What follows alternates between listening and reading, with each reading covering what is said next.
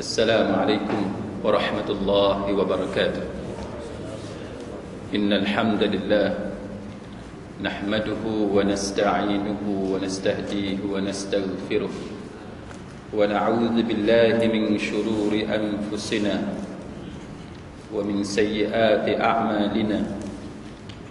من يهده الله فلا مضل له ومن يضلل فلا هادي له. أشهد أن لا إله إلا الله وحده لا شريك له وأشهد أن محمدا عبده ورسوله. اللهم صل وسلم على محمد وعلى آله وصحبه والتابعين بإحسان إلى يوم الدين وبعد. Rabbi syurah li sadri, wahai Tuhanku, lapangkanlah dadaku ini, wa yassir li amri, dan permudahkanlah urusanku, wahlul 'uqdatam min lisani, dan uraikanlah kekeluhan lidahku, yafqahu qawli, supaya mereka memahami kata-kataku ini. Saudara-saudari, sahabat-sahabiah, muslimin muslimat, mudah-mudahan dirahmati dan diberkati oleh Allah Subhanahu wa taala. Pada malam ini kuliah Qanun Jinayah Syariah kita, saya akan baca sedikit daripada teks Qanun Jinayah Syariah sebagai pengenalan kepada tuan-tuan sekalian, sebab kita belum mulakan lagi kan. Jadi saya akan bacakan teks ini sebagai permulaan untuk tuan-tuan mengenali apakah yang disebut sebagai Qanun Jinayah Syariah. Dalam mukaddimah kitab kita ini, penulis telah membawa beberapa dalil yang ada di dalam Al-Quran bagi menceritakan tentang syariat Islam. Antara yang disebut dalam suratul Jathiyah ayat yang ke-18, firman Allah Ta'ala, a'udzu billahi minasy syaithanir rajim, thumma ja'alnaka 'ala syari'atin minal amri fattabi'ha wa la tattabi' ahwa'al ladzina la ya'lamun. Kemudian kami jadikan engkau, wahai Muhammad, menjalankan satu syariat yang cukup lengkap dari hukum hakam agama, maka ikutlah jalan syariat itu, dan janganlah engkau mengikut hawa nafsu orang yang tidak mengetahui perkara yang benar. Ayat daripada surah Al-Jathiyah ini secara ringkasnya ialah perintah daripada Allah Ta'ala kepada Nabi kita Muhammad sallallahu alaihi wasallam supaya menjalankan apa yang disebut sebagai syariat yang diturunkan oleh Allah Ta'ala, dan larangan daripada kita mengikut hawa nafsu orang-orang yang tidak mengetahui perkara yang benar. Bila kita mendengar perintah ataupun ayat Al-Quran seperti ini, kedengarannya mudah, bukannya susah untuk menjalankan perintah Allah Ta'ala dan untuk kita menjauhi daripada mengikuti hawa nafsu manusia yang tidak mengetahui perkara yang benar. Maknanya kebenaran itu adalah milik Allah Subhanahu wa taala, dan kita sebagai makhluk hendaklah mengikuti apa-apa perintah daripada Allah Ta'ala, kerana itu sahajalah yang disebut sebagai kebenaran. Kebenaran bukan mengikut perspektif manusia, tapi kebenaran adalah mengikut perspektif Allah Subhanahu wa taala. Nanti kita akan jumpa dalam pengajian kita bagaimana adanya perintah-perintah Allah Ta'ala yang kadang-kadang kita rasa kenapa Allah Ta'ala suruh kita buat macam ni, sedangkan kita rasa patutnya buat lain. Kita rasa sepatutnya Allah Ta'ala apabila menetapkan tentang saksi umpamanya, kenapa mesti saksi 2 lelaki yang adil? Ataupun dalam kes zina, kenapa 4 saksi lelaki yang adil? Kenapa orang perempuan tidak dimasukkan sebagai orang yang layak untuk menjadi saksi dan sebagainya? Itu kita akan jelaskan. Baik, yang kedua, penyusun kitab kita ini menyebut surah Al-Baqarah ayat 213 dengan firman Allah Taala, fab'atsallahu an-nabiyyina mubashshirina wa munzirin wa anzala ma'ahumul kitaba bil haqq liyahkuma bainan nasi fi makhtalafu fihi. Maka Allah mengutuskan nabi-nabi sebagai pemberi berita gembira kepada orang-orang yang beriman dengan balasan syurga, dan pemberi amaran kepada orang-orang yang ingkar dengan balasan azab neraka. Dan Allah menurunkan bersama nabi-nabi itu kitab-kitab suci yang mengandungi keterangan yang benar untuk menjalankan hukum di antara manusia mengenai apa yang mereka perselisihkan. Ayat yang kedua ini, surah Al-Baqarah ayat 213, menceritakan kepada kita bahawa manusia ini diutuskan oleh Allah Ta'ala beberapa manusia di kalangan mereka yang tugas mereka ialah sebagai nabi. Nabihum, sampaikanlah kepada mereka. Itu tugas nabi. Jadi nabi-nabi dan rasul-rasul ini yang diutuskan oleh Allah Ta'ala, tugasnya ialah menyampaikan apa yang disebut sebagai mubasyirin, penyampai berita gembira kepada manusia, iaitu dengan maksud bahawa berita gembira itu bagi orang-orang yang beriman dan beramal soleh, maknanya yang percaya kepada kitab Allah Ta'ala dan melaksanakan suruhan Allah Ta'ala, maka berita gembiranya adalah syurga. Itu adalah balasan syurga kepada orang yang melaksanakan apa-apa yang diperintahkan oleh Allah Ta'ala. Daripada perkara yang kecil kita laksanakan tanpa sebarang pertikaian, sehinggalah kepada perkara yang besar tanpa sebarang pertikaian. Sami'na wa ata'na, itu adalah khabar gembira, good news, berita yang elok untuk orang yang beriman dan beramal soleh. Umpamanya tuan-tuan sekalian, apa dia perintah yang kita rasa mudah sangat untuk kita buat? Contohnya ialah makan dengan menggunakan tangan kanan. Kita tak payahlah nak petikai pasal apa tak boleh makan tangan kiri dan sebagainya. Tapi kita sebagai hamba Allah Ta'ala yang soleh, bila kita tengok sunnah daripada Nabi, ambil makanan, makan, suap ke mulut dengan menggunakan tangan kanan, memulakan dengan nama Allah, Bismillah, maka itu perkara yang sangat mudah untuk kita laksanakan. Daripada perkara yang kecil macam tu dan perkara yang mudah untuk kita buat, dia akan tiba sampai satu tahap perkara yang mungkin sukar bagi setengah orang dan mungkin senang bagi setengah orang yang lain. Apa dia? Solat subuh. Solat subuh bagi setengah orang untuk bangkit bangun pukul 6 pagi, sekarang ni 6 lebih sembahyang subuh, ataupun kadang-kadang 5.30 nak kena bangun, bagi setengah orang itu bukan perkara yang susah, mudah sahaja nak bangun. Tapi bagi setengah orang pula itu adalah susah bagi dia. Dia kalau tidur, tuan-tuan, tidur memang lena sungguh, datanglah kucing gaduh ke apa, dia takkan jaga. Bagi setengah orang, kalau ada orang lalu je dia buka mata dah. Bagi setengah orang, maknanya ada benda yang bagi setengah orang benda tu mudah, bagi setengah orang lain payah. Sampailah kepada beberapa perkara yang nampak memang payah. Antaranya ialah apabila kita terpaksa mengorbankan jiwa raga kita, mengorbankan harta benda kita pada jalan yang disebut sebagai fi sabilillah. Yang ni jarang-jarang orang boleh buat, muslimin muslimat sekalian, kecuali hanya setakat nak bagi sedekah, bagi hadiah 2-3 ringgit, yang tu ramai orang boleh buat. Tapi nak tiru macam sahabat-sahabat Nabi seperti Abu Bakar Siddiq, semua harta dia, Umar Al-Khattab separuh daripada harta dia, itu ada sukar untuk ditiru oleh manusia. Baik, muslimin muslimat sekalian, maka penyusun kitab kita ini mengatakan bahawa ekoran daripada itulah, maka dia menyusun kitab kita ni yang dipanggil sebagai Qanun Jenayah Syariah ini untuk membicarakan tentang perundangan Islam yang berasaskan kepada Quran dan hadis.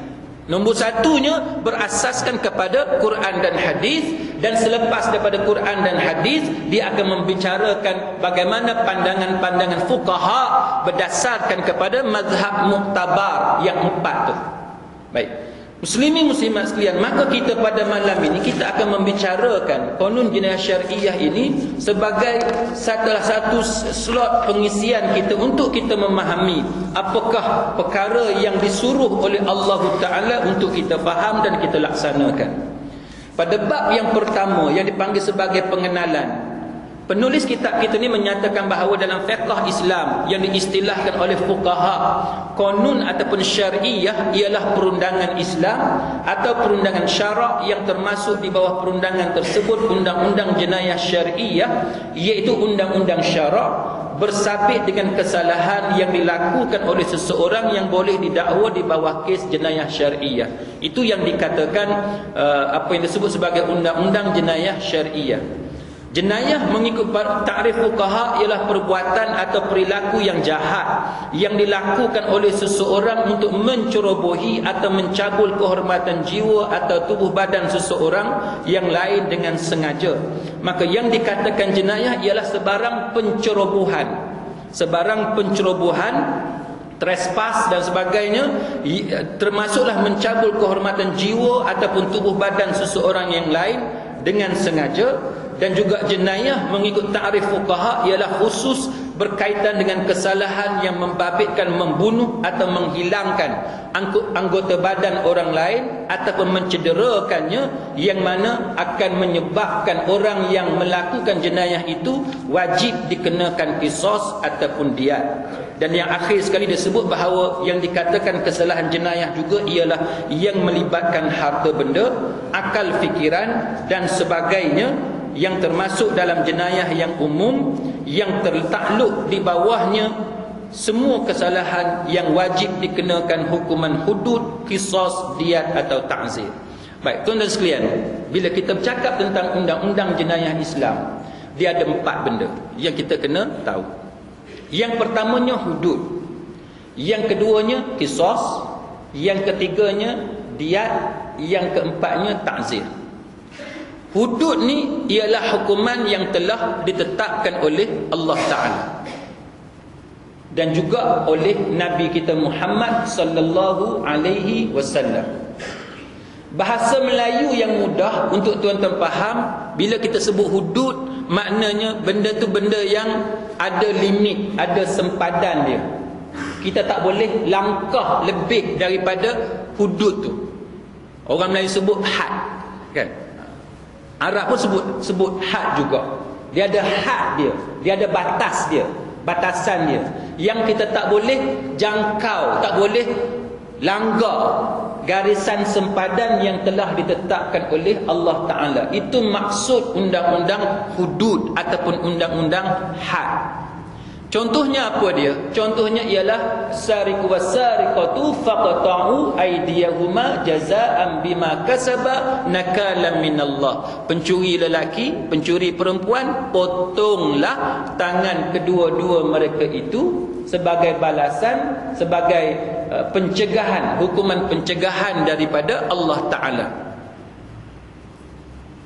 Maknanya, bila Allah Ta'ala dah tetapkan orang yang mencuri, bila cukup syarat dia, kita tak boleh hukum dia dengan hukuman yang lain. Itu maksud dia. Kita orang Islam, tuan-tuan sekalian, telah dilatih menjadi satu orang yang disebut sebagai sami'na wa ata'na. Bila Allah Ta'ala perintah buat satu benda, kita buat. Itu perintah, kan? Sebagaimana kita semayang, batasan yang diberikan kepada kita semayang berapa waktu? 5 waktu. Pernah tak kita petikai, tuan-tuan? Kita tak petikai. 5 waktu, kan? Tanyalah 4 mazhab, semua kata 5 waktu. Tidak ada pertikaian. Pernah tak kita kata subuh ni boleh tak kita buat lewat sikit sebab susah nak bangkit? Kita buat pukul 8 pagi lah, senang kan? Sebab apa? Sebab kalau buat pukul 5.30 ataupun 6 pagi, susah nak bangun. Kita buat pukul 8 pagi, kita tak petikai pun. Sebab apa? Bab semayang kita tak petikai. Sama juga dengan bab ambil wuduk. Bab ambil wuduk kita petikai dah, kita tak petikai. Tak ada masalah, ambil air semayang.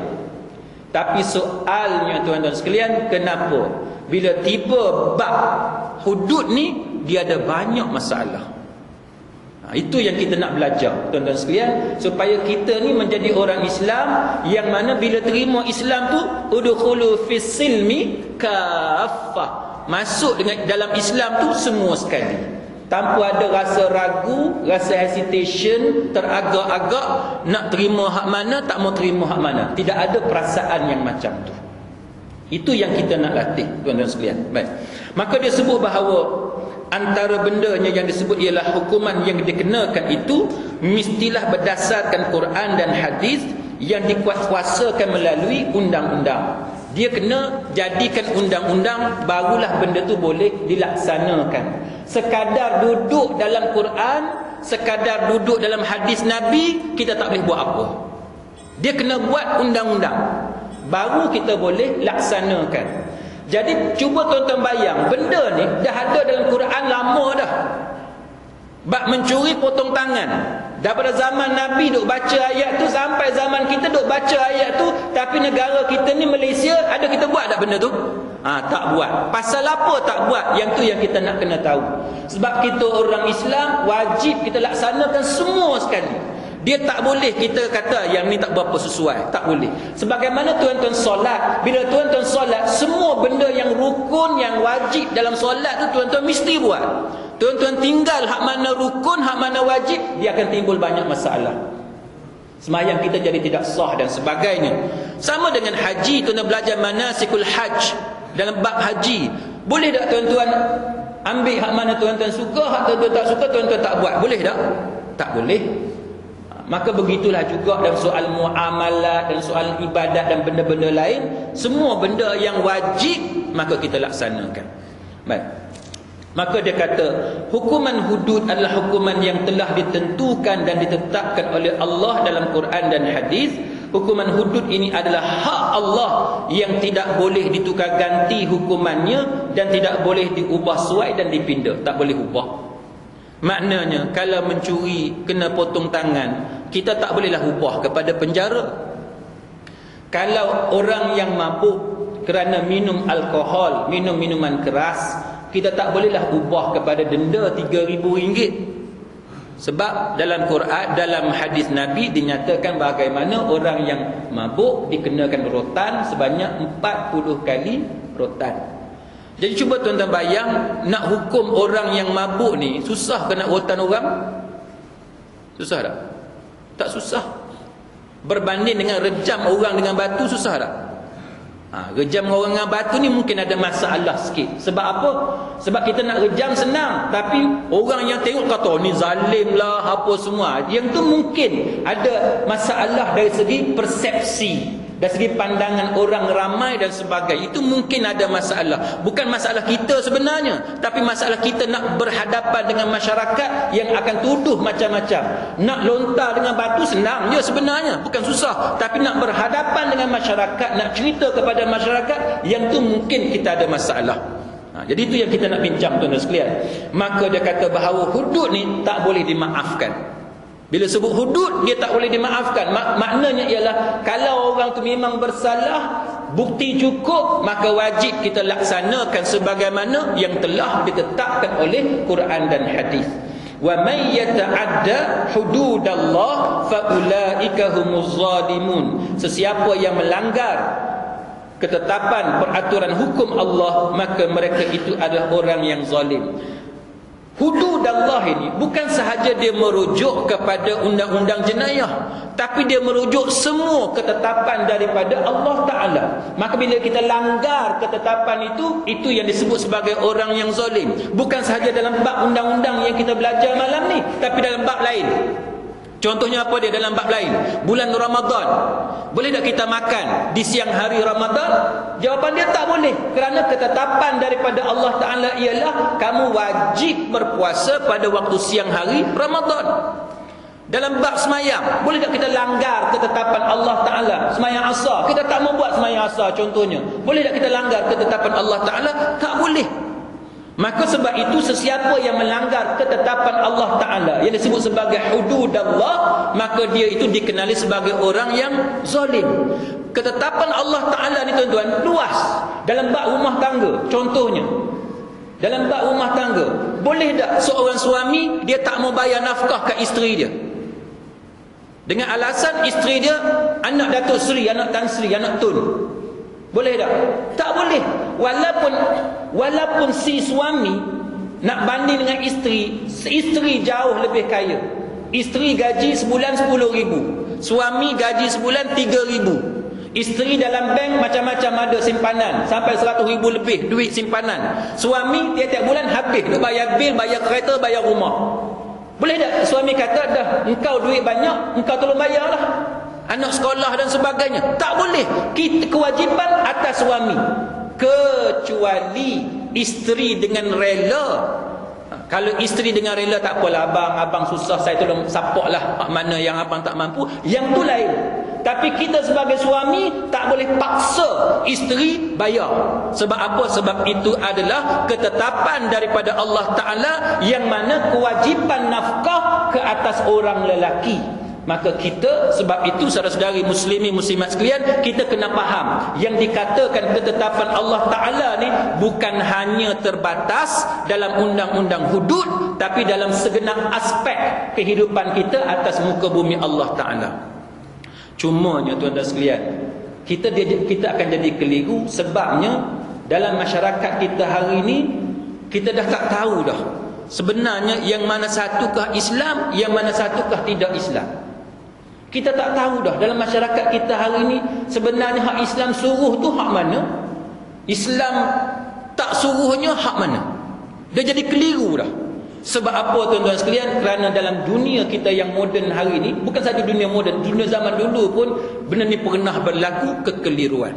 Sampai orang tak boleh beza dah hak mana orang baik, hak mana orang jahat, hak mana yang Allah Ta'ala suruh, yang mana Allah Ta'ala larang. Dia ada beberapa benda yang menyebabkan kekeliruan. Muslimi muslimat sekalian, sebagaimana hudud manusia keliru, begitulah juga kehidupan kita sekarang ni berlaku kekeliruan. Sepatutnya kalau kita fikir secara logik, kalau hudud ni ada dalam Quran, patut semua orang Islam terima. Tapi soalan dia, sebab apa walaupun kita boleh tunjuk dalam Quran hudud ni ada, tapi kenapa ada orang Islam tak boleh terima? Yang ni yang kita nak kena tahu. Sebab apa kisos? Kisos ni bukannya pelik sangat tuan-tuan. Dia lebih kurang macam Section 302, kanun perseksaan. Bunuh dibalas dengan bunuh. Cuma zaman kita sekarang gantung sampai mati. Zaman Islam dulu pancung. Beza dia adalah beberapa benda yang beza. Tapi sebab apa kisos ni, walaupun dia hampir sama dengan penal code, dengan kanun perseksaan, dengan kecuali ada beberapa perbezaan, tapi pasal apa orang tak boleh terima kisos? Ni yang kita nak kena tahu. Tuan-tuan sekalian, sebab apa kita tengok dalam undang-undang diat yang kita akan belajar nanti, diat ni maknanya blood money, pampasan.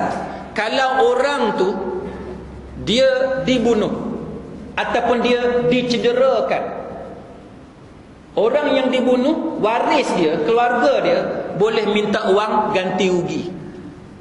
Ataupun dia dicederakan, sebagaimana yang tuan duduk baca dalam surat khabar sekarang ni kan, India kena tetak kan, hak mati-matilah. Ada juga yang survive, yang masih hidup, kena tetak atas belakang, atas kepala, apa semua, masuk hospital, tiba-tiba dapat diselamatkan hidup.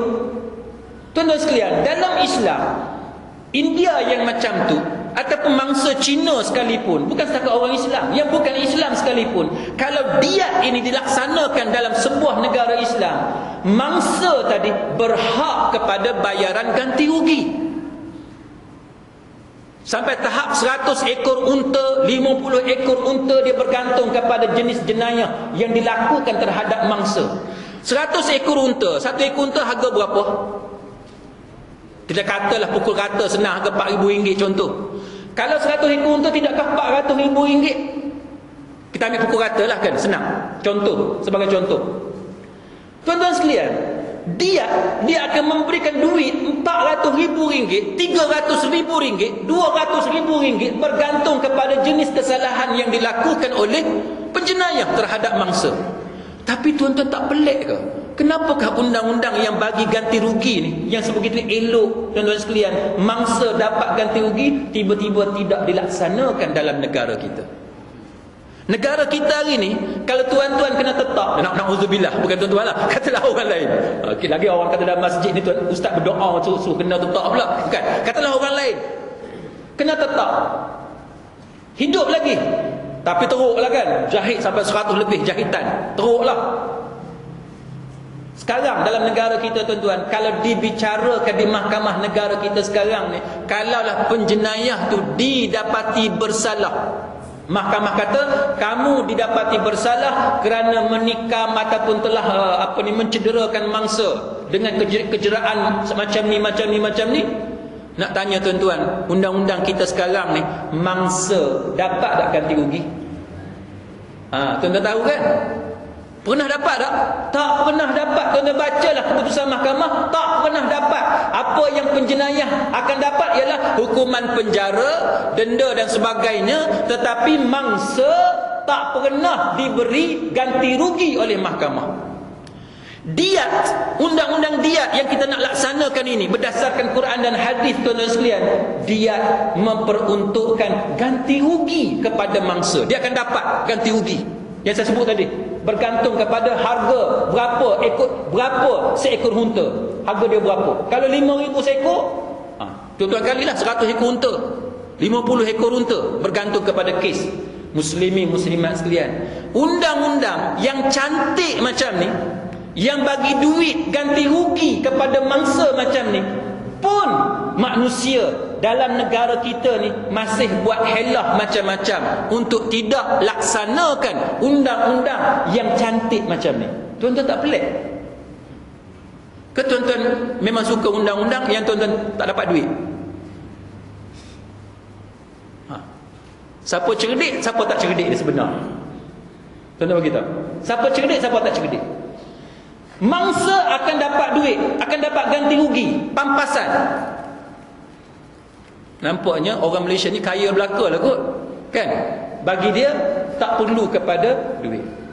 Ini nak bagi contoh kepada tuan-tuan sebagai permulaan, nak tunjuk kepada tuan-tuan kelebihan undang-undang Islam, tapi manusia masih lagi bagi alasan macam-macam untuk tidak melaksanakan. Sebab tu muslimin muslimat sekalian, benda yang berlaku dalam negara kita ni sebenarnya ada beberapa perkara yang tuan-tuan mesti tahu. Yang tuan-tuan mesti tahu apa sebenarnya yang berlaku dalam negara kita pada hari ini. Contoh tuan-tuan sekalian, saya nak sebut satu contoh.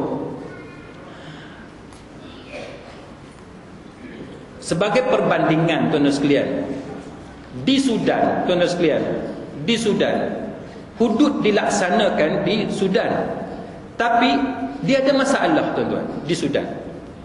Apa masalah di Sudan? Sudan ni ialah antara yang disebut muslimin muslimat sekalian, ialah berkenaan dengan apa yang dikatakan sebagai undang-undang hudud di Sudan yang menyebabkan ketidakadilan kepada kaum wanita khususnya. Apa dia ketidakadilan yang berlaku kepada kaum wanita? Antaranya ialah hukuman rejam sampai mati yang dikenakan ke atas ibu-ibu muda yang mengandung tanpa suami dia. Dia tidak ada suami ataupun dia tidak berkahwin, tapi dia mengandung, menyebabkan dia ini dikenakan hukuman rejam dengan batu sampai mati, sehingga menyebabkan berlakunya bantahan di kalangan rakyat di Sudan di atas ketidakadilan undang-undang syariah yang diperkenalkan di Sudan. Ini antara masalah dia tuan-tuan. Baik. Bagi sesiapa yang pernah belajar dengan saya tentang undang-undang hudud, dia dah tahu dah apa jawapan dia. Sebab apa muslimin muslimat sekalian? Kerana dalam ajaran Islam ni, sebagaimana yang kita dah belajar banyak kali, dia ada banyak perkara yang berlaku ikhtilaf di kalangan para fuqaha, perbezaan pendapat di kalangan para fuqaha tentang banyak perkara.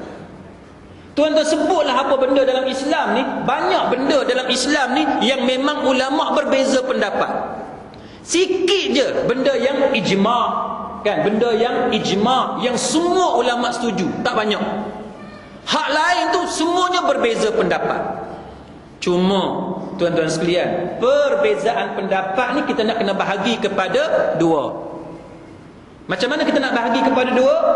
Yang satunya perbezaan pendapat yang kita panggil ikhtilaf yang muktabar, ataupun khilaf, perbezaan pendapat, percanggahan pendapat di kalangan ulama yang muktabar. Muktabar ni kalau bahasa mudahnya perbezaan pendapat yang kita boleh terima, yang kita boleh berlapang dada. Kan? Kita berlapang dada, tak jadi masalah. Kita nak ikut pendapat A pun boleh, awak nak ikut pendapat B pun boleh. Itu maknanya perbezaan pendapat yang muktabar. Contoh perbezaan pendapat yang muktabar dalam masyarakat kita hari ni apa dia? Contohnya ialah kalau suami bersentuh kulit dengan isteri dia, batal ke tidak wudu? Itu contoh mudah, kan? Batal ke tidak wudu? Ada orang dia berpegang, dia kata batal wudu. Ada orang kata tak batal wudu. Maka yang tu kita berlapang dada, kan? Itu tak jadi masalah.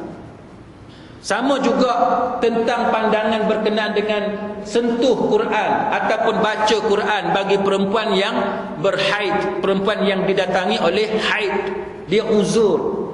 Dalam masyarakat kita di Malaysia ni, hak banyaknya ialah berpegang kepada pendapat dalam mazhab Imam Syafi'i, kalau dia haid, dia tak boleh baca Quran. Tak boleh sentuh Quran satu bab, tak boleh baca Quran tu satu bab. Tapi ada juga pandangan daripada mazhab lain yang mengatakan bahawa wanita yang haid dia boleh baca Quran, dia boleh sentuh Quran dan dia boleh baca Quran. Kerana mazhab lain berpendapat bahawa qiyas yang digunakan oleh Al-Imam Syafi'i rahimahullahu ta'ala tak boleh digunakan dalam masalah haid, kerana haid dia berbeza dengan masalah janabah, kan? Quran cerita pasal berjunuk, kan? Berjunuk tak apalah tak baca Quran, sebab junuk sekejap saja. Ke ada di kalangan tuan-tuan yang berjunuk sampai 2 minggu ada? Tak ada kot. Orang Seberang-Jaya dia takkanlah sampai berjunuk sampai 2 minggu. Berjunuk sekejap je, berjunuk ni 10 minit, 1 jam, dia main kot tu je berjunuk ni. Jadi kalau berjunuk ni 5 minit tak baca Quran tak apa, kan? 1 jam tak baca Quran tak apa lagi, 2 jam tak baca Quran tak apa lagi, 3 jam tak baca Quran tak apa lagi. Tapi tuan-tuan, kalau sampai seminggu tak baca Quran, pelik pelik lah, kan? Jadi kalau orang yang berpegang kepada mazhab Al-Imam Syafi'i rahimahullahu ta'ala, kalau dia haid, kalau dia didatangi haid dan haid dia sampai 10 hari contohnya, maka 10 hari dia tak boleh baca Quran. Tapi sebahagian ulama berpendapat bahawa boleh bagi perempuan haid kerana tidak ada dalil yang kuat, yang jelas dalam Quran dan hadis yang melarang wanita yang haid untuk membaca Al-Quran. Maka kalau dia haid selama 2 minggu, maka 2 minggu dia boleh baca Quran. Tapi siapa yang berpegang kepada mazhab Syafi'i, dia tak boleh baca Quran selama 2 minggu. Itu contoh ikhtilaf, perbezaan pendapat yang kita boleh berlapang dada. Yang kita boleh berlapang dada. Jangan gaduh bab-bab ni, kan? Kita saling hormat menghormati. Tapi dalam Islam juga tuan-tuan sekalian, dia ada perbezaan pendapat yang kita tak boleh terima. Perbezaan pendapat juga, tapi kita tak boleh terima. Sebab dia terkeluar daripada manhaj yang disepakati oleh para ulama. Ada yang kita panggil pendapat yang ganjil, kan? Pendapat syaz ataupun syadzah, pendapat yang pelik, yang ganjil. Mana hak pelik, yang ganjil ni kita tak boleh berlapang dada, tak boleh berlapang dada. Kita kena lawan. Yang tu tak betul, bahaya. Kan? Siapa yang biasa ikut kuliah saya selalu sebut contoh Imam Daud Az-Zahiri. Dia kata kalau orang lelaki nak kahwin dengan orang perempuan, dia boleh tengok perempuan tu sebab perempuan tu tidak ada aurat. Nak tengok perempuan tu tak pakai apa-apa pun boleh. Jadi kalau kita ambil pendapat Imam Daud Az-Zahiri, punah ranah agama. Punah ranah agama, kan? Tak tahulah Tuan Haji Pengusi suka pendapat lagu tu, kan? Contohlah melawak. Tapi nak bagi tahu rosak agama. Itu contoh. Kita tak boleh terima. Sama juga dengan pandangan ulama yang mengatakan bahawa pakai tudung ni bagi orang perempuan, hijab bagi orang perempuan ni, tutup aurat, tutup rambut, kepala, apa semua ni, itu adalah yang disebut sebagai adat orang-orang Arab. Kita tak boleh terima pendapat macam tu, kan? Kerana banyak hadis-hadis sahih yang menunjukkan bahawa wajib bagi wanita menutup seluruh tubuh dia kecuali wajah dan tapak tangan. Itu beberapa contoh yang saya boleh bagi kepada tuan-tuan bahawa perbezaan pendapat kita boleh terima. Dan ada perbezaan pendapat yang kita tak boleh terima. Kita kena lawan kalau benda tu pelik, yang terkeluar daripada cara yang betul. Baik.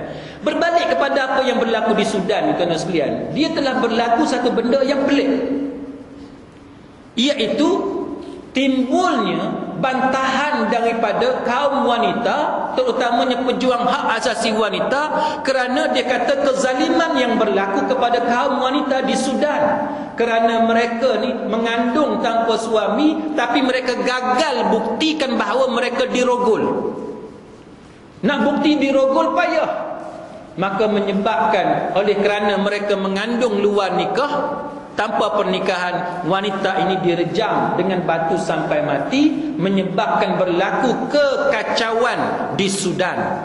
Sebab itu saudara-saudari muslimin muslimat sekalian, kita sebut bahawa apa yang berlaku di Sudan ialah kerana sifat ataupun tindakan yang dilakukan itu secara isti'jal, tergesa-gesa.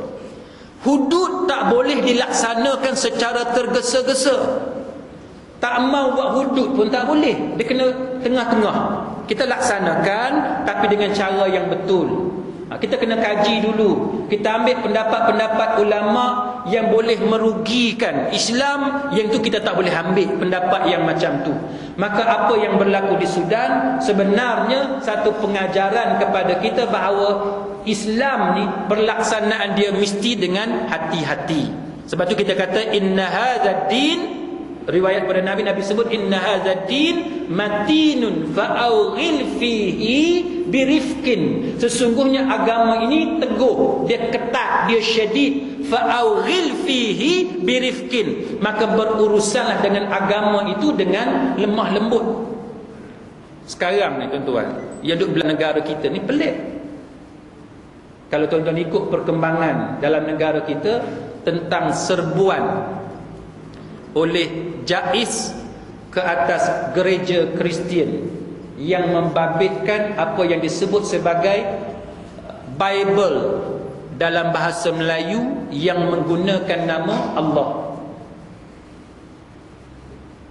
Tuan-tuan, bila tuan-tuan baca berita macam ni, tuan-tuan rasa pening ke tak pening? Kalau tuan-tuan rasa tak pening tu okey lah tu. Kalau tuan-tuan rasa pening, tuan-tuan macam saya lah, serupa lah kita. Kalau pening, saya pening. Kalau tuan-tuan pening, tuan-tuan serupa dengan saya. Kalau tuan-tuan tak pening, okey lah. Saya pening. Sebab apa saya pening, tuan-tuan sekalian? Saya nak sebut dekat tuan-tuan. Saya tak pasti sama ada tuan-tuan tahu ataupun tidak. Apa yang berlaku, muslimin muslimat sekalian, apabila pengurusan undang-undang, pentadbiran undang-undang tidak dibuat dengan cara yang betul, benda ni kalau hudud sekalipun, kalau kita buat dengan cara tak betul, dia akan menyebabkan kekacauan. Undang-undang Islam, ajaran Allah Ta'ala, ajaran Nabi, semua tu tuan-tuan sekalian, walaupun benda tu betul, tapi cara dia mesti betul. Dia tak boleh cara tak betul. Kita kata dah, ini Quran, kita pun tak ikut cara dia yang betul, kita main buat ikut cara kita. Tak boleh. Dia mesti ada cara dia yang betul. Sama juga tuan-tuan sekalian, ya, kita akui masalah nama Allah, penggunaan nama Allah, Bible dalam bahasa Melayu ni, kita ada masalah. Tapi mengurus dan mentadbir isu ini mesti dengan cara yang betul dan baik. Sebab apa tuan-tuan sekalian? Sebagaimana yang tuan-tuan tahu dan baca dalam akhbar dan sebagainya, JAIS dia serbu satu gereja dan dia rampas beberapa ratus Bible dalam bahasa Melayu yang menggunakan nama Allah, sebab dia kata kerana mengingkari titah Sultan Selangor. Baik, muslimin muslimat sekalian, sekarang ni pihak gereja dan juga beberapa golongan tertentu dalam masyarakat kita membuat bantahan di atas tindakan yang dilakukan oleh kerajaan. Bagi sesiapa yang biasa ikut kuliah saya selalu sebut bahawa pendirian saya dalam bab nama Allah, saya termasuk di kalangan orang yang tidak setuju pihak bukan Islam menyalahgunakan nama Allah.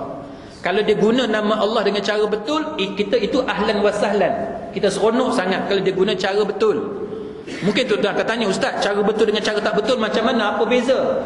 Cara betul ialah contohnya dia kata Tuhan Allah turunkan hujan hari ini. Itu betul.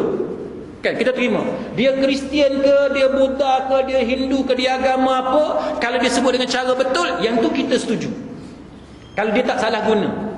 Tapi kalau dia salah gunakan, dia guna nama Allah, dia guna Bible bahasa Melayu, tujuan dia supaya senang dia nak ajar Kristian kepada orang-orang Melayu, itu kita lawan. Yang tu kita lawan. Jadi pendirian saya percaya tuan-tuan juga sama dengan saya. Kita kalau orang bukan Islam sebut nama Allah, itu ahlan wa sahlan, kita suka sangat, sebab memang Tuhan nama dia adalah Allah, kita suka. Tapi menyalahgunakan dengan strategi-strategi jahat, itu kita tak setuju. Baik, apa yang berlaku muslimin muslimat sekalian ialah kerana pihak kerajaan kita telah mengeluarkan satu surat yang menyebabkan berlakunya masalah sebenarnya dalam negara kita pada hari ini. Surat tersebut tuan-tuan sekalian ditandatangani oleh Perdana Menteri sendiri.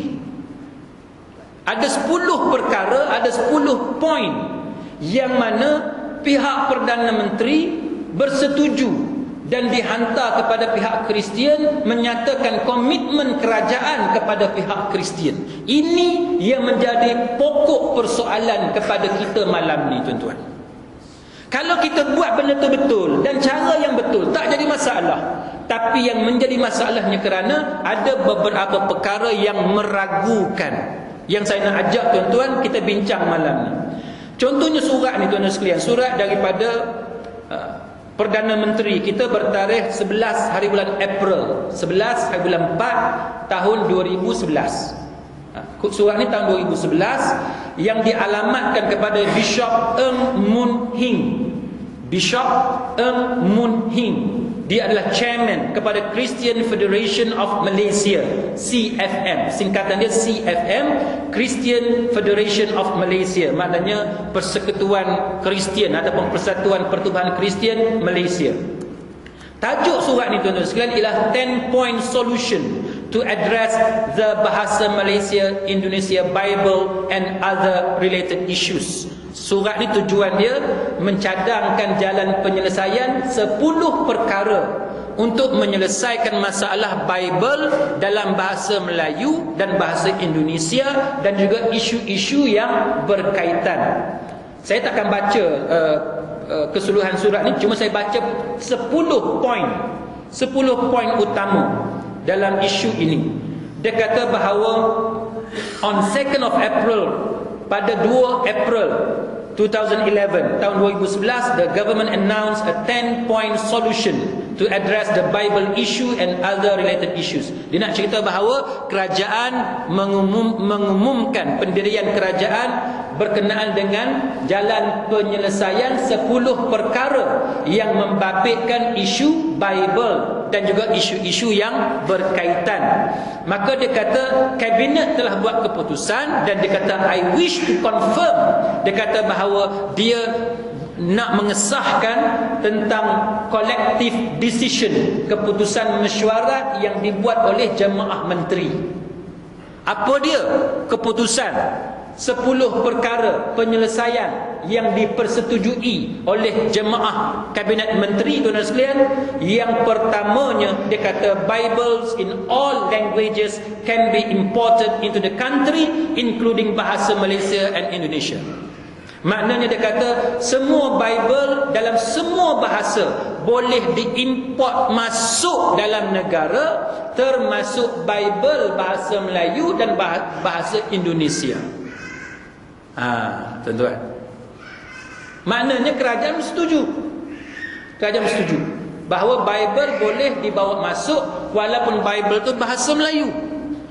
Yang kita duk lawan ni, gungar-gungar ni, kita tak setuju bahasa Melayu, tak setuju bahasa Melayu, tiba-tiba dia bagi satu surat dekat Kristian, kerajaan setuju membenarkan. Ini yang pening. Ini yang pening, tuan-tuan sekalian. Yang kedua, dia kata these Bibles can also be printed locally in Peninsular Malaysia, Sabah and Sarawak. This is a new development which should be welcome by the Christian groups. Dia kata Bible ini, dia kata bukan setakat boleh diimport masuk, tapi boleh dicetak tempatan, boleh dicetak dalam negara, di Semenanjung Malaysia, di Sabah dan di Sarawak. Ini adalah perkembangan yang baru yang patutnya di welcome, patutnya diterima, diraikan. Patut seronoklah orang Kristian ni dengan perkembangan terbaru. Kita duk tunjuk perasaan, tak setuju, duk lawan apa semua, tiba-tiba dia bagi satu surat, bukan setakat boleh import masuk, boleh cetak lagi bahasa Melayu. Jadi siapa cerdik, siapa bodoh, saya tak tahu kita. Tak tahu, tuan-tuan jawab sendirilah. Kita ni cerdik ke tak cerdik ke, kita pun tak tahu. Yang ketiga, dia kata Bibles in, dia kata dalam bahasa apa ni, dalam bahasa native, dalam bahasa indigenous, mana bahasa orang-orang asli kan, bahasa tempatan ni, orang-orang asli Sabah Sarawak, such as Iban, Kadazan, Dusun and Lun Bawang dan sebagainya, can also be printed locally and imported. Dia kata maknanya bahasa-bahasa orang asli ni, bumi putera di Sabah Sarawak ni, termasuklah Iban, Kadazan, Dusun dan Lun Bawang ni, boleh dicetak di dalam negara dan boleh diimport. Itu kita tak jadi masalah kan, tak jadi masalah. Yang ketiga, dia kata Bibles in indigenous languages of Sabah, dia kata for Sabah and Sarawak. Yang keempat, for Sabah and Sarawak, in recognition of the large Christian community in these states, there are no conditions attached to the importation and local printing of the Bibles in all languages, including bahasa Malaysia, Indonesia and in indigenous languages. There is no requirement for any stamp or serial number. Maknanya untuk Sabah dengan Sarawak, kerana besarnya masyarakat Kristian dalam negeri, dua negeri ni, kerana besarnya masyarakat Kristian di Sabah dan Sarawak, maka dia kata tidak ada syarat yang dikenakan untuk mengimport masuk dan juga untuk mencetak Bible ini dalam semua bahasa, termasuk bahasa Malaysia, Indonesia dan bahasa-bahasa bumi putera yang lain. Dan tidak ada syarat untuk distampkan dan tidak ada syarat kepada nombor siri. Tak ada syarat, bebas, cetaklah banyak mana pun di Sabah Sarawak, kerana mengiktiraf wujudnya masyarakat Kristian yang besar di Sabah Sarawak. Okey.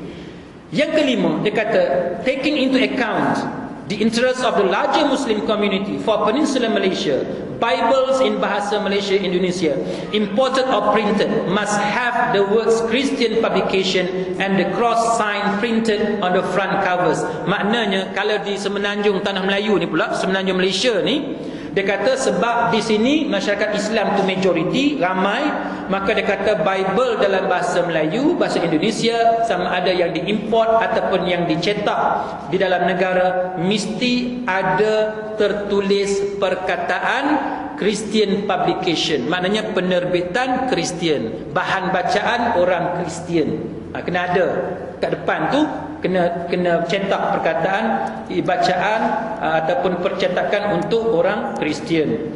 Yang keenam, dia kata in the spirit of one Malaysia. Ada ni one Malaysia. In the spirit of one Malaysia and recognizing that many people travel between Sabah and Sarawak and Peninsular Malaysia, there should be no prohibitions and restrictions for people who bring along their Bibles and Christian materials on such travel.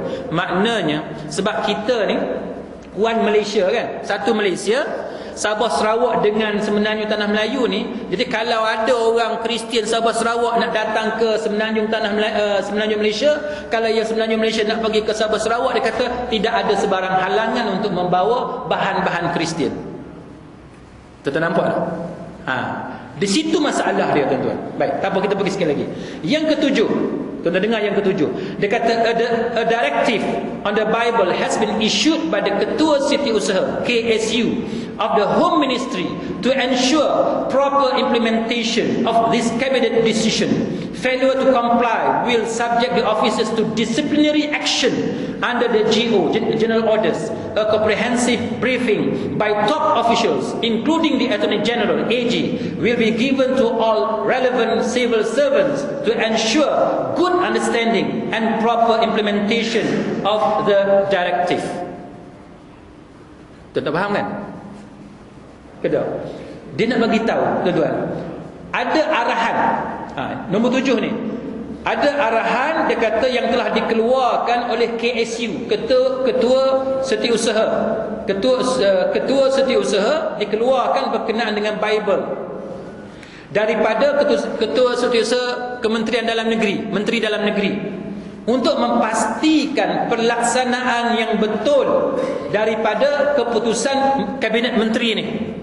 Dah ada satu keluar arahan daripada KSU yang mana dia kata kegagalan pegawai-pegawai kerajaan untuk mengikut arahan ini akan menyebabkan mereka dikenakan tindakan tata tertib. Tengok tuan-tuan. Dia nak jamin hubungan baik dia dengan Kristian. Dia bagi tahu bahawa dia dah keluar arahan melalui KSU, Kementerian Dalam Negeri, mana-mana pegawai kerajaan, kaki tangan kerajaan yang tak boleh ikut arahan berkenaan dengan Bible ni, dia kata mereka akan dikenakan tindakan tata tertib. Orang Kristian sonoklah kan? Sonoklah. Arahan ni keluar bila, tuan-tuan? Tahun 2011, sebelum pilihan raya. Lepas pilihan raya, dia keluar isu ni pula. Pening, tuan-tuan. Kita pening. Tapi sebagaimana yang saya kata, ada orang tak pening, dia okey je. Yang tu memang ada. Orang tak pening memang ada, tuan-tuan. Nombor 8, dia kata, for the impounded Bibles in Kuching, Gideon, the importer, can collect all the 30,000 Bibles free of charge. We undertake to ensure the parties involved are reimbursed. The same offer remains available for the importer of the 5,100 Bibles in Port Klang, which had already been collected by the Bible Society Malaysia last week. Heboh kan? Heboh satu negara. Sebabnya Bible yang diimport masuk di Kuching, ada 30,000 Bible yang dirampas oleh pihak berkuasa. Sebab apa kena rampas? Sebab keputusan mahkamah kan? Keputusan mahkamah yang mengharamkan Bible bahasa Melayu guna nama Allah apa semua ni. Maka pihak berkuasa ni, tuan-tuan, dia rampas lah.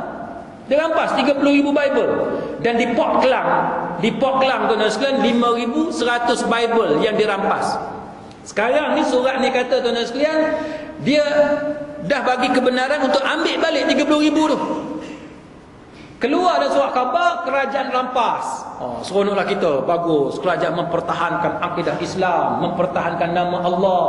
Inilah kerajaan yang patut kita sokong. Bagus, bagus. Tapi senyap-senyap dihantar satu surat, boleh ambil balik 30,000, boleh ambil balik 5,000. Kita tu kata, kerajaan bagus, tegas kepada orang Kristian. Tuan-tuan sekalian. Ini tuan-tuan, itulah tuan-tuan, kalau kita ada maklumat yang betul, kita akan tahu cerita sebenar. Lepas tu dia kata yang 5,100 Bible di Port Klang itu telah pun diambil oleh Persatuan Bible Malaysia minggu lepas. Ini cerita pada tahun 2011 ni. Yang kesembilan dia kata, beyond the Bible issue, dia kata the government wishes to reiterate its commitment to work with the Christian groups and all the different religious groups in order to address inter-religious issues and work towards the fulfillment of all religious aspirations in accordance with the Constitution. Panjang cerita dia, mana dia nak bagi tahu bahawa selain daripada isu Bible, dia kata kerajaan kita berhasrat untuk memperelokkanlah, untuk mengembalikan suasana yang elok, untuk bekerja dengan pihak kumpulan Kristian dan juga kumpulan-kumpulan agama lain untuk menyelesaikan masalah isu-isu antara agama dan untuk bekerjasama bagi memenuhi aspirasi agama berdasarkan kepada perlembagaan negara dengan mengambil kira undang-undang yang berkaitan di dalam negara. Dan dia kata untuk menunjukkan pentingnya usaha ini, dia kata in my capacity as the Prime Minister, berdasarkan status dia sebagai Perdana Menteri, dia kata dia akan berjumpa dengan wakil daripada Christian Federation of Malaysia soon to discuss the way forward, untuk bincang tentang hala tuju masa depan dengan pihak Kristian. Yang ke-10, dia kata menteri-menteri Kristian yang ada dalam kabinet akan berjumpa dalam perjumpaan yang kerap dengan wakil-wakil daripada kumpulan Kristian untuk membincangkan isu-isu dengan mereka yang ada kaitan dengan kementerian, dan dia sendiri dia kata untuk menyelesaikan masalah tersebut. Dan dia kata bahawa dia sebagai ketua negara ini, dia menyatakan komitmen dia untuk menyelesaikan masalah-masalah yang ada, dan dia berharap bahawa ini boleh dicapai dengan aman dan harmoni dan melalui respect, tolerance, forgiveness and reconciliation. Maknanya hendaklah dengan cara hormat menghormati, toleransi dan juga saling maaf memaafkan di antara satu sama lain. Tuan-tuan sekalian, yang dua poin yang bawah tu 9 dengan 10 kita setuju, betul. Kita ni tuan-tuan sekalian, masalah masyarakat kita ni, dia tak boleh tengok orang Melayu masuk gereja. Yang tak bolehnya kalau kita join upacara agama mereka, semayang dengan mereka, yang tu yang tak boleh. Tapi kalau kita pergi ke gereja, kita berdialog dengan orang Kristian untuk mewujudkan persefahaman, mewujudkan hubungan baik, boleh bercakap, dia boleh cakap tentang agama dia, kita boleh bercakap tentang agama kita, itu yang betul. Itu yang betul. Kita yang tak boleh buat ni, janganlah kita menyalahkan orang yang boleh buat. Ni kadang-kadang kita tuduh orang tu murtad lah, kafir lah, dah berbaik dengan Kristian apa semua, duk edar gambar dan sebagainya. Yang tu yang kena dekat beberapa orang ustaz-ustaz kita, tuan-tuan sekalian. Itu cara yang salah. Yang betulnya tuan-tuan sekalian, kita kena support ustaz-ustaz kita yang sanggup berjumpa dengan orang Kristian, berdialog dengan orang Kristian, macam mana nak wujudkan persefahaman dan untuk mengelak salah faham antara Kristian dengan Islam. Kalau tuan-tuan masih ingat, dalam Islam ni tuan-tuan sekalian, boleh tak orang Islam kahwin dengan orang Kristian? Asal-asalnya memang boleh. Prinsip umum, prinsip asalnya, hukum asalnya memang boleh. Tetapi dia kena lelaki yang boleh berkahwin dengan perempuan. Lelaki Muslim boleh berkahwin dengan perempuan Kristian ataupun perempuan Yahudi. Boleh berkahwin. Sebab apa kaum wanita Muslim, perempuan Islam tak boleh berkahwin dengan lelaki Kristian ataupun lelaki Yahudi?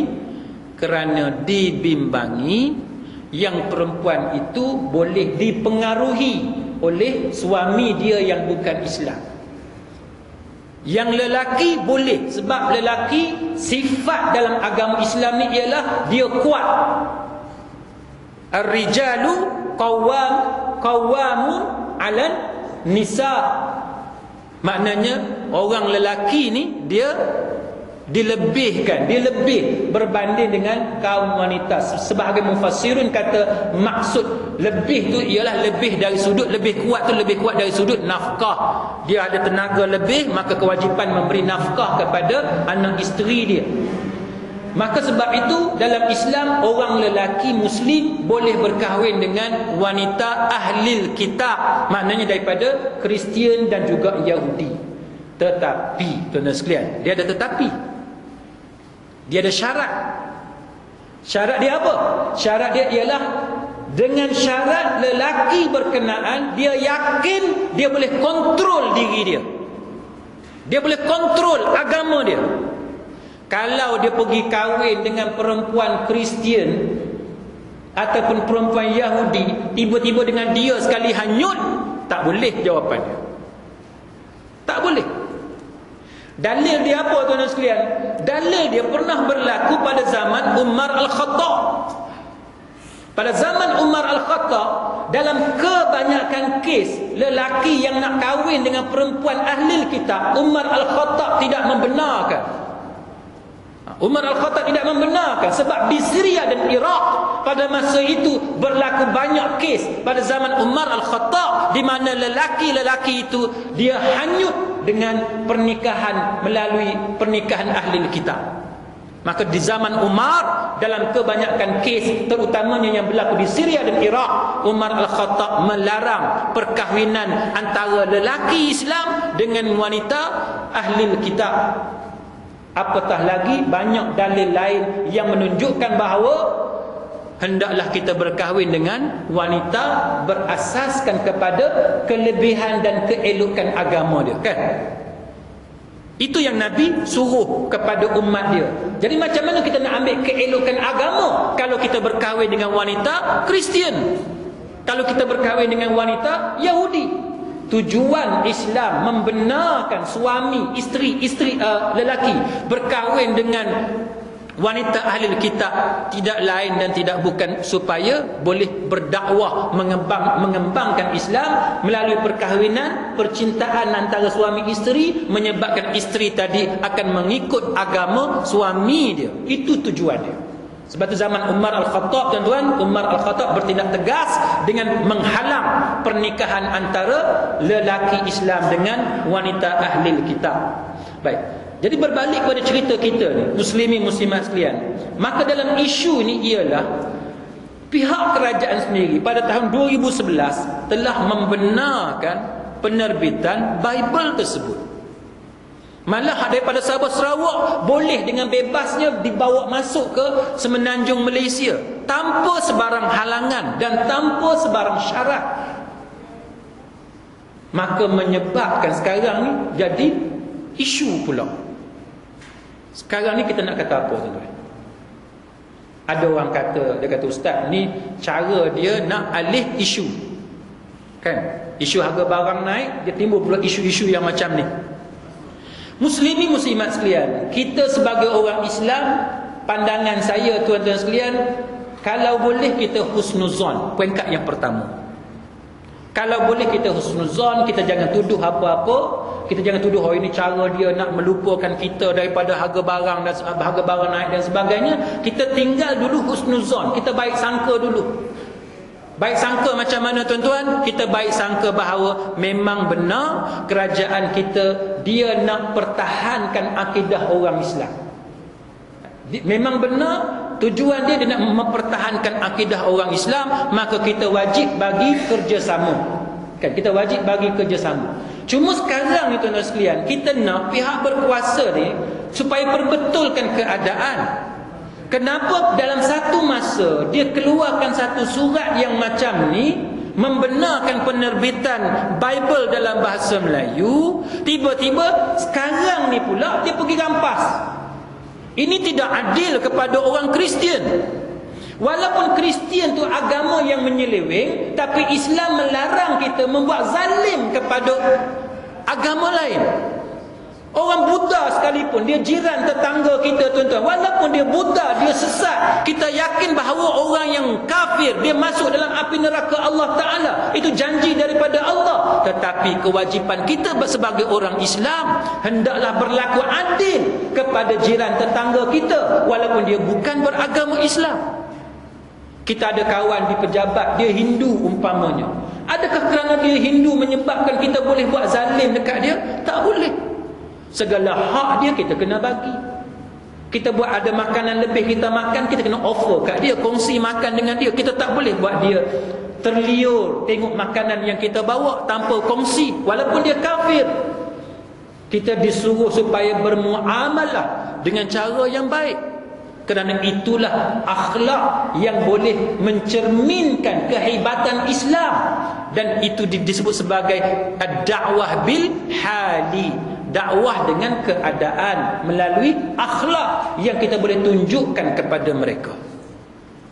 Jadi kita nak tuduh, kita tak boleh tuduh. Walau bagaimanapun tuan-tuan, kita tak mau tuduh. Tetapi kita juga malam ni saya nak sebut kepada tuan-tuan sekalian, dalam politik ni, saya bukan nak tuduh, tuan-tuan kena ingat ni, saya sebut 2-3 kali ni, bukan nak tuduh.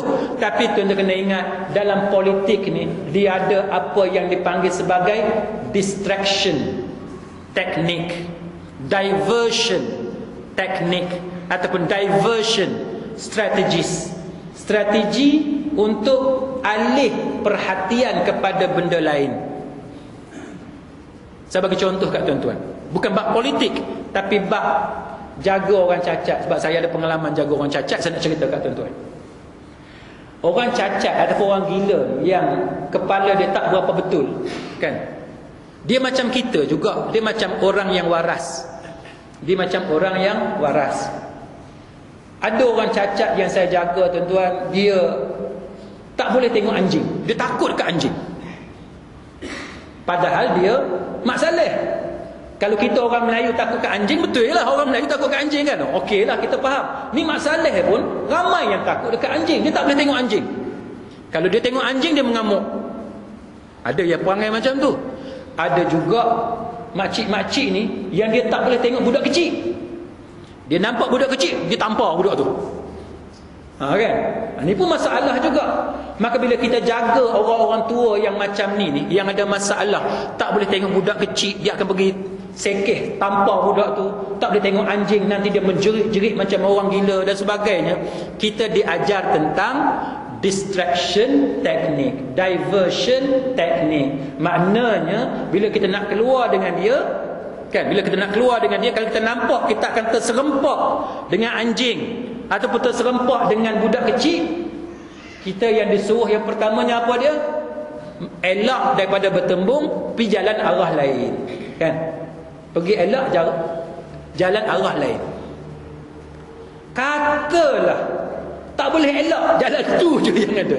Katalah tak boleh elak, pusing balik lah. Katalah pusing balik pun tak boleh, nak U-turn tak boleh, kena lalu juga, kena serempak juga. Antara cara yang kita diajar ialah tunjuk kat benda lain, kan? Bila dah nak dekat tu tunjuk, oh tu burung kan, burung apa, burung merpati ke apa, kita tunjuk benda lain supaya dia tak perasan, dia akan terserempak dengan benda tu. Itu cara dia. Ataupun kita bercakap dengan dia, kita bercakap sampai dia seronok, sampai dia tak sedar, dia akan terserempak dengan benda tu. Itu yang dipanggil sebagai distraction teknik ataupun diversion teknik, supaya orang yang sakit tadi dia takkan mengamuk berjumpa dengan benda hak dia tak suka. Sudah faham kan? Dalam politik tuan-tuan, lagu itulah. Kalau tuan-tuan tak faham lagi, saya tak tahu. Kalau tuan-tuan tak faham lagi, kan, kita alih tumpuan orang kepada benda lain. Saya tak mau tuduh tuan-tuan, sebagaimana yang saya sebut, kita sebagai orang Islam, kita baik sangka dulu. Kita kena baik sangka, kita jangan tuduh yang bukan-bukan. Tapi saya nak cerita kepada tuan-tuan, dalam politik ni dia ada apa yang dipanggil sebagai diversion teknik. Dalam keadaan rakyat gelisah, dalam keadaan rakyat ni susah, ada satu-satu isu, maka nak redakan sekejap kemarahan rakyat, nak bagi rakyat tu bertenang dan sebagainya, bagi ahli-ahli politik yang dia tahu macam mana nak divert, nak alih fokus perhatian masyarakat dalam isu yang ada dalam negara dia, maka dia akan timbulkan satu benda lain supaya masyarakat boleh lupa sekejap tentang benda yang ada di hadapan mereka. Tuan-tuan tahu cerita Hindustan? Tuan-tuan tak boleh agak kot saya nak cerita apa. Cerita Hindustan tuan-tuan dengan cerita Tamil, tuan-tuan pernah tengok tak? Tuan-tuan ni bagus. Memang tak pernah tengok? Bagus. Orang Semajai ni bagus. Orang Semajai ni bagus. Ustaz Jalani tengok masa dulu-dulu, masa sekolah menengah tu tengok. Seronok tengok. Sebab apa seronok tuan-tuan? Cerita Tamil ni yang seronoknya ialah, cuba tuan-tuan bayang, satu hero boleh lawan 20 orang. Tuan-tuan tak payah buka TV sekarang ni, senang je tanya Syekh YouTube. Tuan-tuan tanya Syekh YouTube, tuan-tuan boleh buka macam-macam cerita Tamil sekarang ni. Tak payah tunggu dah TV, tak payah. Buka je. Tamil movie ke apa semua, tuan-tuan tengok cerita Tamil. Seronok tengok. 20 orang tepung tuan-tuan. Semua kena tendang, semua melayang-melayang tuan-tuan. Seronok saya tengok. Dan yang paling seronoknya ialah penumbuk tak sampai lagi dekat muka dia dah bunyi dah. Dia dah bunyi dah. Tuan-tuan agaklah dia tersilap ke dia sengaja tu? Tuan-tuan agak-agaklah. Dengan zaman moden hari ni, kalau zaman dulu mungkin kita kata dia tersilap. Zaman moden pun penumbuk tak sampai lagi bunyi dah. Dia sengaja kan, nak bagi cerita tu seronok. Kita pun enjoy tengok cerita tu. Cerita Melayu tak ada macam tu kan, cerita orang putih tak ada, cerita Cina tak ada, cerita Tamil je yang ada. Hindustan sama tuan-tuan, Hindustan. Tuan-tuan masuk dalam panggung wayang tengok cerita Hindustan. Sekarang ni tengok DVD dan sebagainya, YouTube dan sebagainya. Tuan-tuan tengok, seronok tengok. Macam mana penyanyi tu dia duduk menyanyi, tiba-tiba dia boleh bertukar colour baju. Boleh bertukar colour baju. Kita pun pelik. Dia sepatutnya bagi nak nampak cerita tu real, takkan kalau baju bertukar kan. Kalau baju tu merah lah. Ni tak. Masa dia duduk keliling pokok warna merah. Masa dia berguling jatuh ke bawah tu sampai dekat pokok bunga tu color kuning. Lepas tu masa dia duduk peluk boyfriend dia tu color putih pula baju. Bertukar-tukar. Sebab apa tuan-tuan? Cuba tuan-tuan baca kisah industri perfilman di India. Tuan-tuan baca cerita tu. Analisa pakar-pakar dalam bab perfilman. Dia cerita apa tuan-tuan? Kenapa industri filem tu sangat-sangat hebat di India? Sebabnya tuan-tuan, masyarakat dia masyarakat yang susah. Masyarakat yang susah. Siapa yang pernah pergi ke India dia boleh cerita dekat tuan-tuan. Saya ada kawan yang pergi ke India, dia duk cerita. Dia kata India lah antara negara yang dia paling tak seronok pergi.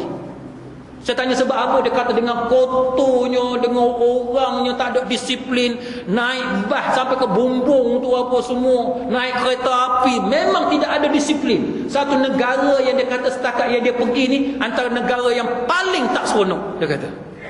Tapi tuan-tuan, untuk melupakan orang ramai dengan kesusahan yang mereka alami, maka mereka buat satu industri perfilman. Dan cerita dia, walaupun kita tengok cerita tu tak munasabah, tapi itulah yang menghiburkan. Sampai kita hak Melayu ni pun seronok tengok. Kita hak Melayu ni memang enjoy tengok cerita Tamil dengan cerita Hindustan, sebab dia punya ciri-ciri filem dia tadi memang menghiburkan walaupun tak masuk akal. Itu contoh tuan dan sekalian, macam mana divert, dia alih fokus fikiran kita ni, masalah yang kita hadapi kepada benda lain, lupakan sekejap masalah itu antara cara dia divert perhatian ataupun ingatan kita kepada benda lain, lupa sekejap masalah yang kita hadapi. Baik muslimin muslimat sekalian, dah sejam 10 minit. Saya minta maaf saya ambil masa sedikit. Jadi kesimpulan dia, saudara-saudari muslimin muslimat sekalian, dalam masalah yang ada dalam undang-undang jenayah Islam ni tuan-tuan, yang kita mesti tahu ialah, yang pertamanya itu adalah perintah Allah Ta'ala. Dia adalah wajib, sebagaimana wajibnya semayang, sebagaimana wajibnya puasa, sebagaimana wajibnya zakat, wajibnya haji, umrah, wajibnya nafkah anak isteri, dan kewajipan-kewajipan yang lain.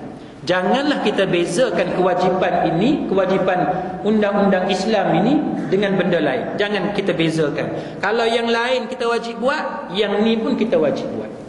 Pada masa yang sama, nombor 2 tuan-tuan sekalian, walaupun dia wajib, tidak bermakna kita boleh buat secara tergesa-gesa. Buat bagi cantik, buat bagi elok. Sebab kita tak mau hudud ni dia jadi fitnah. Tak mau. Hudud tak mau jadi fitnah. Buat bagi cantik, buat bagi elok. Sebagaimana tuan-tuan nak buat masjid. Masjid ni elok kan? Tapi boleh tak tuan-tuan buat masjid dengan cara rampas tanah orang? Boleh tak? Tak boleh. Sebab dia akan menimbulkan fitnah.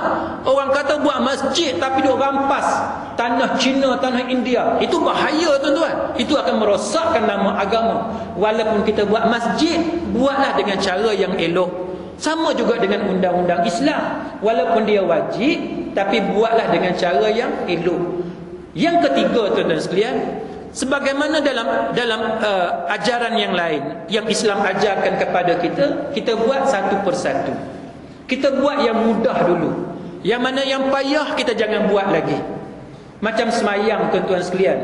Tuan-tuan tak ada baju yang sempurna. Ada setakat baju pagoda je. Pakailah setakat tutup aurat kan. Yang penting semayang. Kan? Yang penting semayang. Tuan-tuan nak semayang sunat tak boleh, tak apalah. Asal yang penting semayang dulu. Kadang-kadang kita ni prioriti kita tak reti. Saya bagi contoh dekat tuan-tuan. Pergi dekat R&R. Surau kecil.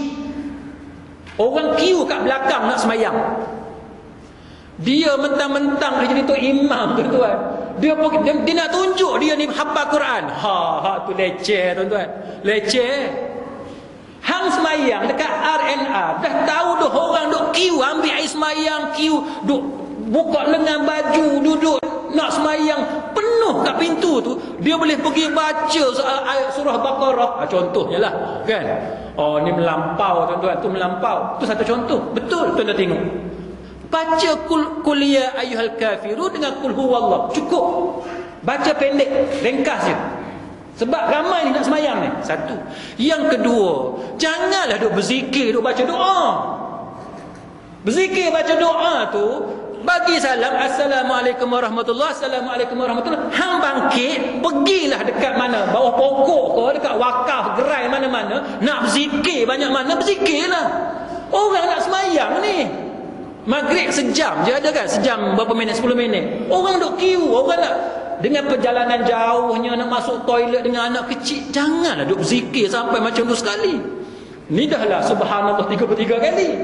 Dah, alhamdulillah pun 33 kali. Allahu akbar 33 kali juga. Lepas tu dia tipai pula tahlil, la ilaha illallah pula. Saya kata berat. Doa pula panjang tuan-tuan. Saya kata ya Allah. Ni pak cik ni. Saya tengok 2-3 kali dah. Hak jadi imam dia baca doa panjang pula. Tuan-tuan jangan. Bagi salam, bangkit turun, bagi orang semayang pula. Itu cara yang betul. Kita buat hak wajib, hak sunat kita buat kat luar boleh. Kan? Zikir ni bukannya kena berjemaah, buat seorang-seorang pun boleh. Jadi kita kena ambil kira. Jadi amalan kita tu tuan-tuan sekalian, dia kena cerdik lah. Kan? Kena cerdik. Jadi hudud ni tuan-tuan sekalian, ialah kita tak boleh nak rejam dengan batu sampai mati. Pasal apa? Sebab masyarakat masih memandang secara prejudis. Jangan buat yang tu lagi. Jangan buat yang tu. Kita buat yang mudah dulu. Yang senang dulu. Apa yang senang contohnya? Minum arak contohnya kan. Minum minuman keras memabukkan. Rotan 40 kali. Tapi tu pun payah juga tuan-tuan. Sebab orang kat atas tu ramai yang mabuk. Leceh. Tu pun payah juga. Okeylah, buat hal lain dululah. Hal lain pun benda. Tak, saya pun tak tahu buat lain. Mencuri payah juga. Kerak tangan nanti dia kata sup tangan lah, sup kaki. Macam-macam dia duduk-duduk. Jadi dalam 7-8 perkara tu cuba kita cari hak mana yang kita agak masyarakat boleh terima dulu. Sebab tu saya sebut dalam beberapa kuliah saya kata, yang pertamanya kalau kita boleh perkenalkan ganti rugi kepada orang yang dibunuh. Kita buat itu dulu. Ganti rugi kepada orang yang dicederakan. Dia kena belasah kan. Dia kena belasah, dia kena jahit 4-5 jahitan dekat dahi. Kita buat diat dulu. Kita buat diat. Siapa yang buat macam tu, dia kena bayar ganti rugi berapa-berapa mengikut ajaran Islam. Kita buat satu-satu. Sehingga orang nampak kecantikan Islam, keelokan Islam dan sebagainya. Sebab kita nak buat semua sekali tuan-tuan, banyak masalah dalam masyarakat kita ni yang masih memandang dengan penuh prejudis. Akhir sekali tuan-tuan, akhir sekali, saya nak ajak tuan-tuan dan saya sendiri, kita ni hendaklah baik sangka dengan Allah Ta'ala. Baik sangka, tawakal kepada Allah. Kita janganlah tuan-tuan seolah-olah kita ni lebih cerdik daripada Allah Ta'ala. Allah Ta'ala bila dia buat satu arahan, satu ajaran, benda tu cantik, elok lah. Kita ni je yang duduk persoal macam-macam. Jadi kalau kita baik sangka dengan Allah, kita yakin kebijaksanaan, hikmah yang dimiliki oleh Allah Ta'ala, sebenarnya tidak ada masalah. Moga-moga apa yang kita bincang pada malam ini, muslimin muslimat sekalian, adalah sedikit pahala di sisi Allah Ta'ala. Kita tidak mengharapkan yang lain melainkan taufik dan hidayah daripada Allah Ta'ala. Aqulu qawli hadha wa astaghfirullahal azim li wa lakum, wallahu a'lam, wa billahi taufik wal hidayah. Wassalamu alaikum warahmatullahi wabarakatuh.